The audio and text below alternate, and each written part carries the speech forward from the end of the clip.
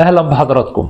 عاوز اعمل بروتين ومعرفش شعر هيحتاج كام جرام بالظبط. سؤال بتسأله كتير جدا وبتكون اجابتي عليه واحده، وهو ان لازم متخصصه او كوافيره هي اللي تشوف شعرك وتقول لك هيحتاج كام جرام بروتين بالظبط، لان تحديد كميه الجرامات بتاعه البروتين بيتحكم فيها شويه عوامل كده اساسيه بتختلف من شعر لاخر.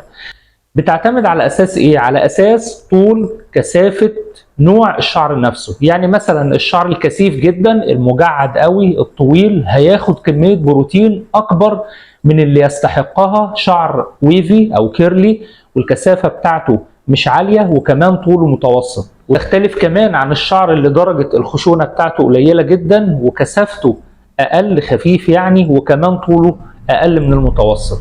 كل دي عوامل بيحكم بيها المتخصص او الكوافيره انها عايزه كام جرام بالظبط للشعر. فدي نصيحتي ليكم، لازم كوافيره هي اللي تشوف شعرك علشان تقول لك هيحتاج كام جرام بروتين. والنصيحه الاهم من دي كمان، خلي الكوافيره هي اللي تختار نوع البروتين نفسه، لان معظم المتخصصين او الكوافيرات ما بيبقوش راضيين عن نوع المنتج اللي انت بتشتريه وتجيبه لهم علشان يعملوا بيه الجلسه.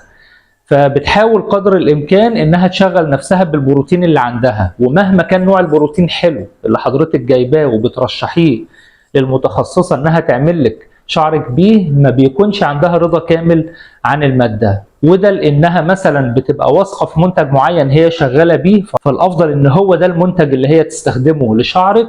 وحاجه تانية كمان، ان معظم الكوافيرات بيبقى مكسبهم مش في جلسة البروتين بس، لا، في نوع البروتين نفسه، في انها تبيع لحضرتك البروتين وهي اللي تعمل الجلسة بنفسها. فالافضل ان احنا نرجع للمتخصصة.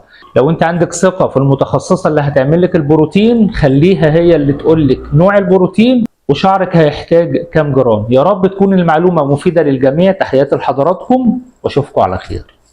سلام.